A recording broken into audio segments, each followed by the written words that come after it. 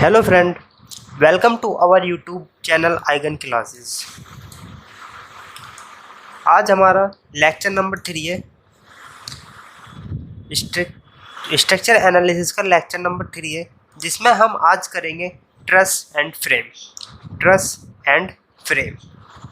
आज इस चैप्टर को हम कंप्लीट कर देंगे, ठीक है, जिसमें मैं आपको लगभग 12 या 13 क्वेश्चन कराऊंगा, जो इम्पोर्टेंट क्वेश्चन भी है। और ये भी चैप्टर आपका न्यूमेरिकल बेस्ड चैप्टर है, ठीक है। लेकिन मैं ज़्यादातर जो इसमें क्वेश्चन लेकर आया हूँ वे आपके कंसेप्ट बेस्ड लेकर आया हूँ, जिसमें आपको बहुत हेल्प मिलेगी क्वेश्चंस करने के लिए, ठीक है। चलिए स्टार्ट करते हैं आज का पहला क्वेश्चन, स्ट्रक्चर एनालिसिस का chapter number 3, truss and frame. First question, the force in the member A B is, ठीक है। ए बी मेंबर का फोर्स पूछ रहा है कि ए बी मेंबर में फोर्स कितना होगा, इस मेंबर में फोर्स कितना होगा और किस नेचर का होगा, कंप्रेशन होगा या टेंशन होगा, ठीक है।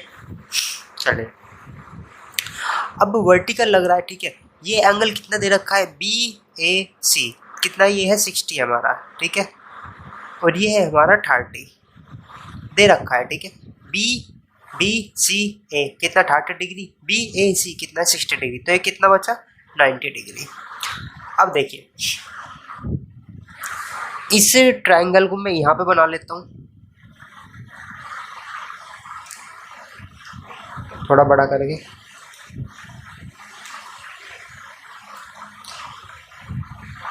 ये हमारे दो रिएक्शन है। यहाँ पर हमारा ये लोड लग रहा है 10 किलो न्यूटन, ये हमारा 60 है, ये हमारा 30 है। अब देखिए, अगर मैं इसे एक्सटेंड करूँ, या मतलब कि इस लाइन को एक्सटेंड करूँ, तो यहाँ पर ये कितना एंगल बनाएगा, देखिए ये कितना है 30, तो ये कितना बनेगा 60, और ये कितना होगा 90, ठीक है। 90 डिग्री पर मैंने परपेंडिकुलर खींच दिया, और ये कितना बना है 60, हाफ 60, और ये कितना है 30, ठीक है। तो टोटल 90 हो गया। लेकिन मुझे पता लगाना है, तो टोटल कितना होना चाहिए 180, ठीक है। ये कंप्लीट एंगल कितना होना चाहिए 180 का, ठीक है। ये कितना है 90। देखिए दोबारा से बताता हूँ मैं इसे थोड़ा।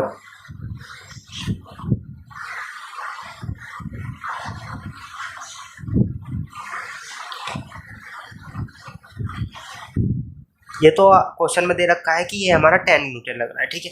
ये लाइन, ये ए बी जो हमारा ए बी जो लाइन है, ठीक है, मैंने ये एक्सटेंड कर दी आगे, ठीक है। आगे करने के बाद हमें ये एंगल निकालना है। क्यों निकालना है, क्योंकि जब हमें ये एंगल पता लग जाएगा, मानने की बात है ये थीटा है, ठीक, तो ये जो फोर्स एक्ट करेगा इस साइड, ठीक है, ये फोर्स एक्ट करेगा 10 cos थीटा, ठीक है। अगर 10 cos थीटा की वैल्यू हमें पता लग जाए, तो हमें मेंबर जो 10 cos थीटा, तो force A B is equal to हो जाएगा 10 cos थीटा।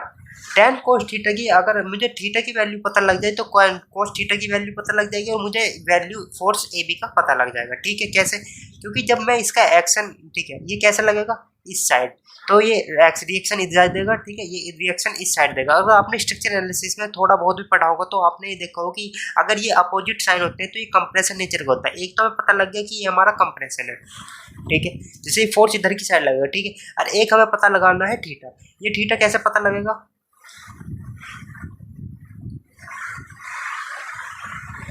देखिए ये एंगल 60 है, तो ये कंप्लीट एंगल कितना होना चाहिए, स्ट्रेट लाइन है, ये है 180, ठीक है जी। जब ये 180 है और ये 90 है, ये टोटल 180 है, ठीक है। 180 माइनस कर दूँ इसमें से 90, ये वाला 90, और ये माइनस कर दूँ मैं 60, तो कितना बचा 90 का 10 माइनस 60, तो कितना 30 डिग्री। तो हमारा थीटा कितना आ गया 30 डिग्री। तो वैल्यू को रखूँ मैं इसमें 10 cos 30, 10 cos 30, तो 10 cos 30 की वैल्यू होती है √3/2, तो √3/2 5, तो 5√3 हमारा इसमें आंसर है। और किस नेचर का है, कंप्रेशन का। ये आपको पता होगा कि अगर इसमें हमारे जो ये आपने पढ़ा होगा, मेंबर हमारा जो इसकी रिएक्शन क्या नाम है, ये अपोजिट साइड में हो रहे हो, ठीक है ना, तो ये हमारा निशान लगाता है, ये हमारा शो करता है कंप्रेशन में, ठीक है। चलिए, तो कंप्रेशन 5√3, कंप्रेशन 5√3, तो बी ऑप्शन इसमें हमारा सही है। नेक्स्ट क्वेश्चन पे चलते हैं। नेक्स्ट क्वेश्चन है, ठीक है, what is the major difference between truss and beam. Truss और बीम में डिफरेंस क्या है, ट्रस हमारा क्या होता है, ठीक है। ट्रस आपने देखा होगा, जो मेंबर हमारा, ठीक है, ये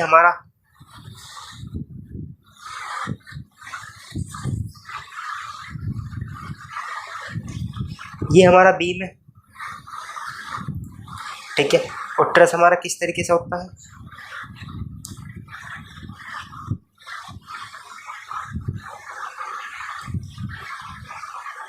ये है हमारा ट्रस, ठीक है। अब देखिए इनमें ये ट्रस है, ये हमारा बीम है। अब beam can not transmit load in vertically direction. Beam हमेशा जो ट्रांसमिट लोड करता है वो वर्टिकल डायरेक्शन में ही करता है, ठीक है। तो ऑप्शन ए हमारा इसमें गलत है।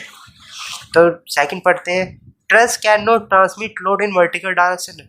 ट्रस भी हमारा ट्रांसमिट लोड करता है वर्टिकल डायरेक्शन। अगर हमारा यहाँ पे कोई लोड लगा हुआ है डब्ल्यू, इस पे भी लोड लगा है डब्ल्यू, तो वर्टिकल डायरेक्शन में तो ट्रांसमिट लोड कर रहे हैं, तो ये भी हमारा गलत है, ठीक है। ऑप्शन बी भी हमारा रॉन्ग है।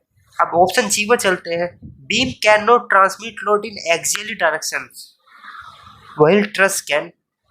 देखिए एक्सियल डायरेक्शन मतलब इस तरीके से, बीम हमारा एक्सियल डायरेक्शन में लोड ट्रांसमिट नहीं करता है, ठीक है, ये आपको ध्यान रखना। और ट्रस हमारा कर लेता है, तो इसलिए ऑप्शन सी हमारा इसमें सही है, ठीक है। ऑप्शन डी भी पढ़ते हैं, truss can not transmit load in the axial direction while beam can. Beam नहीं करता है, ठीक है, इस बात का ध्यान रखना है आपको। बीम हमारा एक्सियल डायरेक्शन में लोड ट्रांसमिट नहीं करता है, तो ऑप्शन सी हमारा इसमें सही है। तो नेक्स्ट क्वेश्चन पे चलते हैं, the force in EC of the truss shown in given figure below is। EC जो हमारा ईसी मेंबर है, इसमें हमें फोर्स बताना है इसमें, ठीक है। कलर चेंज करते हैं इस वाले मेंबर में, ठीक है। इस मेंबर में फोर्स कितना होगा, आपने पढ़ा होगा कि हमारी अगर दो परपेंडिकुलर, दो हमारे क्या नाम, ठीक है, दो ये जॉइंट है हमारा, दो फोर्स हमारे कोलिनियर है, ठीक है, और एक हमारा इनके परपेंडिकुलर है, तो वो मेंबर हमारा जीरो होता है, ठीक है। तो आप सी पॉइंट को देखिए, दो कोलिनियर है और एक हमारा ऐसा है, तो ये मेंबर हमारा जीरो होगा, तो ऑप्शन ए इसमें हमारा सही है। तो जो ईसी मेंबर है उसमें जो फोर्स है वो जीरो है, ठीक है, option A is correct. Next question पे चलते हैं, the force in the member of simple trust में बी एनालिसिस बाय। अगर सिंपल ट्रस है, हम उसमें जो फोर्स एनालिसिस करते हैं कौन कौन से मेथड से करते हैं, ठीक है। ऑप्शन बी आपने पढ़ा होगा, मेथड ऑफ जॉइंट, ठीक है, मेथड ऑफ सेक्शन से भी करते हैं। तो इन दो से तो पता लग गया हमारा ऑप्शन डी जो है ये हमारा करेक्ट ऑप्शन है। लेकिन ग्राफिकल मेथड भी होता है जिससे हम एनालिसिस करते हैं, लेकिन हम इसे स्ट्रक्चरल एनालिसिस में बहुत कम पढ़ते हैं, ठीक है। तो इसलिए हमारा ऑप्शन डी इसमें सही है, ग्राफिकल मेथड भी यूज किया जाता है फोर्स एनालिसिस के लिए, ठीक है। नेक्स्ट क्वेश्चन पर चलते हैं, in a truss it is assumed that the member are joined by. जो ट्रस है, ठीक है, हमने आपको ट्रस बना के दिखाया था अभी, जो ट्रस है, जो भी मेंबर आपस में जो जॉइंट है, ठीक है, जैसे दो मेंबर है, ये जॉइंट किससे है, ये होते हैं हमारे स्मूथ पिन से जॉइंट, ठीक है। ये आपको याद रखना है, जो मेंबर है जो ये जॉइंट होते हैं ये स्मूथ पिन से जॉइंट होते हैं, ठीक है। तो हमारा बी इसमें ऑप्शन सही है। नेक्स्ट क्वेश्चन पर चलते हैं, a truss formed by the joining two or more simple truss is called. अगर दो या दो से ज़्यादा सिंपल ट्रस अगर फॉर्म्ड होते हैं, ठीक है, तो उसे बोलते हैं हम कंपाउंड ट्रस, ठीक है। तो ऑप्शन बी इसमें हमारा सही है, तो उसे बोलते हैं हम कंपाउंड ट्रस, ठीक है। नेक्स्ट क्वेश्चन पे चलते हैं, if the truss is internally unstable then we should be use when it's, ठीक। अगर मैंने आपसे पहले लेक्चर में आपसे बात करी थी स्टेबल अनस्टेबल की कंडीशन, ठीक है, m लेस देन 2j-3, अगर m लेस देन 2j-3 तो अनस्टेबल कंडीशन होगी, ठीक है, और m इक्वल टू 2j-3 तो ये स्टेबल कंडीशन होगी, ठीक है। मैंने आपको कुछ इस तरीके से ही बताया था।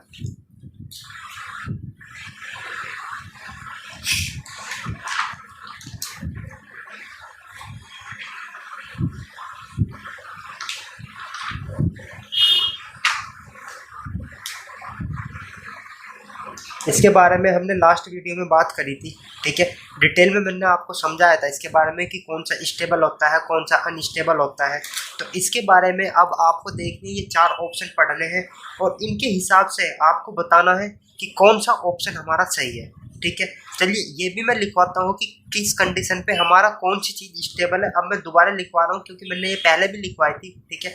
अब मैं दोबारा लिखवा रहा हूँ कि कौन सी स्टेज का कौन सी कंडीशन है, ठीक है। ये 2 तो मैंने लिख दी है, ठीक है। एक थर्ड होती है m ग्रेटर देन 2j-3। अब ये 3 कंडीशन है। अब 3 कंडीशन में मैं अगर आपको बताऊं, ठीक है, m इक्वल टू j है डिटर्मिनेट, ठीक है, यह है डिटर्मिनेट, ठीक है। और m लेस देन, अगर मैं m लेस देन की बात करता हूँ तो ये आता है हमारा अनस्टेबल कंडीशन में। अगर ये ठीक है, ये आता है इनडिटर्मिनेट में, ठीक है, ये आता है इनडिटर्मिनेट में, ये आता है अनस्टेबल कंडीशन में, अनस्टेबल कंडीशन में, ठीक है। अगर मेंबर कम हो जाएंगे 2j-3 से तो ये स्ट्रक्चर हमारा अनस्टेबल हो जाएगा। तो इस क्वेश्चन में हमारी ऐसी कोई बात क्या नहीं रखी इन्होंने, ठीक है। तो अब हम इन ऑप्शन को पढ़ते हैं और देखते हैं कौन सा ऑप्शन हमारे इसमें सही है, ठीक है। Statically determinate, statically indeterminate. अगर मैं स्टैटिकली डिटर्मिनेट और स्टैटिकली इनडिटर्मिनेट की बात करूँ तो ये दो कंडीशन सेटिस्फाई होनी चाहिए। इन 2 कंडीशन सेटिस्फाई के लिए इन्होंने कुछ डाटा दे रखा हो या कुछ बता रखा हो, ऐसे इन्होंने कुछ क्या नहीं रखा है। इन्होंने लिखा रखा है इंटरनली अनस्टेबल ट्रस्ट, ठीक है, देन शुड बी। तो हम इसके बारे में क्या बता सकते हैं, ठीक है। तो ये 2 ऑप्शन तो गलत है। अब हम थर्ड पढ़ते हैं, स्टैटिकली डिटर्मिनेट और स्टैटिकली इनडिटर्मिनेट। ये नहीं, ये भी हमारा गलत है। तो we can must never use it, ठीक है। तो ऑप्शन डी हमारा इसमें सही है। अब देखिए, आपको अगर ऑप्शन कहीं सही तरीके से नहीं मिल रहा, आपको सीधा आंसर नहीं मिल रहा, तो ऑप्शन 4 ऑप्शन में से 3 ऑप्शन एलिमिनेट करने की कोशिश करें, ठीक है। तो ऑप्शन डी और हमेशा और ऑटोमेटिकली आपका सही आंसर आ जाएगा, ठीक है। अगर आपको करेक्टली कोई क्वेश्चन का आंसर नहीं मिल रहा है, ठीक है, समझ में नहीं, अब we must never use it, तो क्या ऑप्शन, क्या आंसर हो सकता है इसका, ठीक है। ऐसा तो हमने आज तक कोई आंसर पढ़ा ही नहीं है, लेकिन हमने ये क्या नाम है, एलिमिनेट ऑप्शन से हमने ये क्वेश्चन कर दिया और उड़ा भी दिया, ठीक है। चलिए नेक्स्ट क्वेश्चन पे चलते हैं। Truss and frames are defined different age. Truss और फ्रेम में क्या अंतर होता है? ट्रस और फ्रेम में अंतर क्या होता है, ठीक है। Truss can bend, frame can not, both can bend and none of them can bend, ठीक है। Truss can not bend, frame can, ठीक है। अब चारों ऑप्शन पढ़ते हैं, ठीक है, और मैं चारों ऑप्शन को आपको समझाने की कोशिश करता हूँ। पहले मैं बताता हूँ ट्रस के बारे में और फ्रेम के बारे में। ट्रस, ठीक है, जो हमारा ट्रस होता है वो हमारा बैंड नहीं होता, ठीक है। हमारा ट्रस के मेंबर जो होते हैं वो बैंड नहीं होते, लेकिन फ्रेम के बैंड हो सकते हैं। ट्रस क्या होता है, जो पिन जॉइंट, जैसे ये पिन जॉइंट हो गया, ठीक है,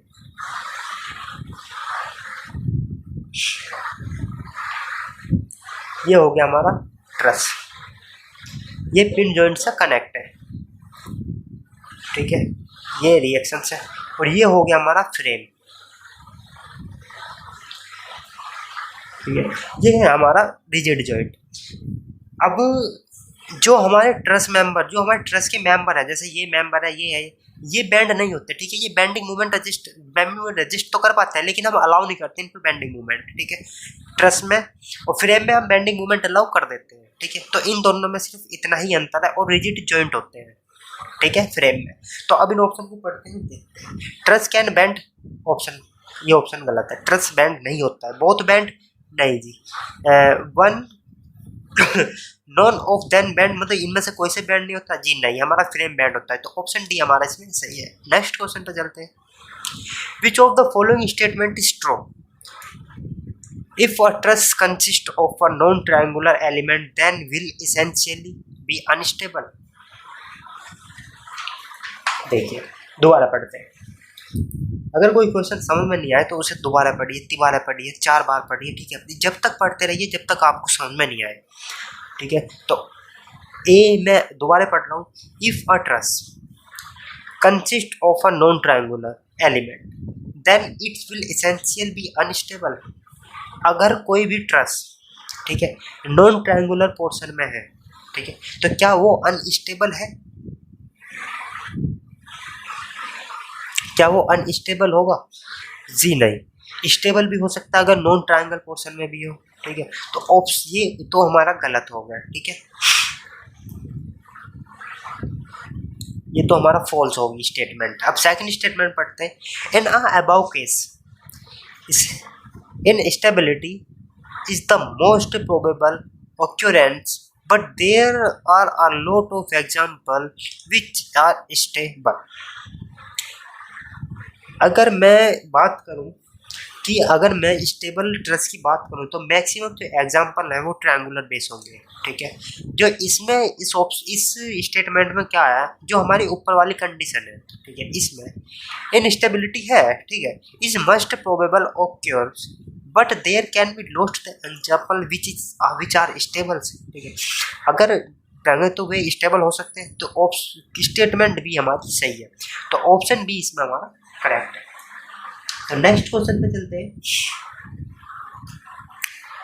determine the force BD member. ठीक है, ये वाला मेंबर है। ठीक है, बीडी मेंबर पे हमें फोर्स निकालना है इस वाले मेंबर का।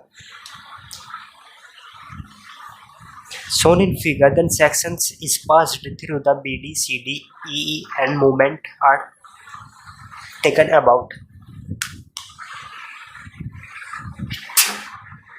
देखिए, मेथड ऑफ सेक्शन पढ़ा होगा आपने।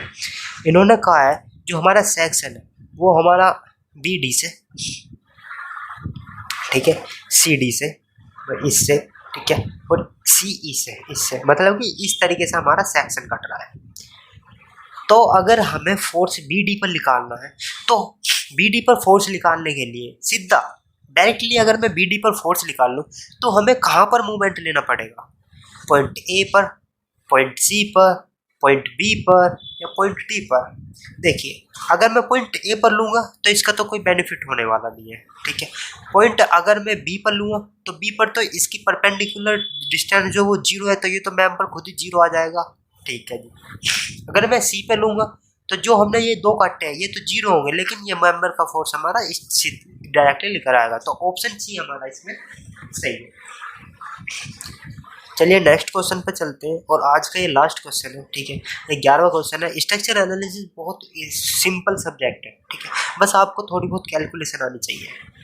चलिए, in the trust shown in figure force in the member BD में इन्होंने फोर्स पूछा है। अब देखिए, ये आपको सिर्फ मात्र 10 सेकंड का क्वेश्चन है इसका। ठीक है, अब देखिए, ये परपेंडिकुलर से अगर मैं इस पॉइंट को लूँ, ठीक है, पहली बात तो इस पॉइंट को छोड़िए, और आपने अगर पढ़ा हो तो ये मेंबर 0 होगा फोर्स, ये भी मेंबर 0 फोर्स होगा। ठीक है, अगर मैं इस पॉइंट को लूँ, सारी चीज़ छोड़ी, इस पॉइंट को लूँ, ये हमारा इस तरीके से है। ठीक है, ये हमारा लग रहा है 100 टन, पॉइंट है हमारा B। अगर मैं Fy इक्वल टू 0 करूँ, समेशन Fy इक्वल टू 0, ठीक है, तो हमारा जो फोर्स ये इधर लगेगा, फोर्स BD, तो FBD इक्वल टू 100 टन आ जाएगा कैलकुलेशन के हिसाब से। सिर्फ 10 सेकंड का क्वेश्चन है तो 100 टन आएगा, वो भी कंप्रेशन में। ठीक है, तो ऑप्शन A हमारा इसमें सही है। ठीक है, 100 टन कंप्रेशन होगा, ऑप्शन A हमारा इसमें सही है। चलिए, आज की वीडियो को हम यहीं समाप्त करते हैं। Thanks for watching. अगर आपने हमारी वीडियो पूरी देखी है तो आपको अच्छी लगी हो तो वीडियो को लाइक ज़रूर करें, और अगर आपको किसी भी क्वेश्चन में प्रॉब्लम आ रही है, ठीक है, किसी भी सब्जेक्ट से रिलेटेड, तो आप हमारे टेलीग्राम चैनल पे ज्वाइन हो जाए।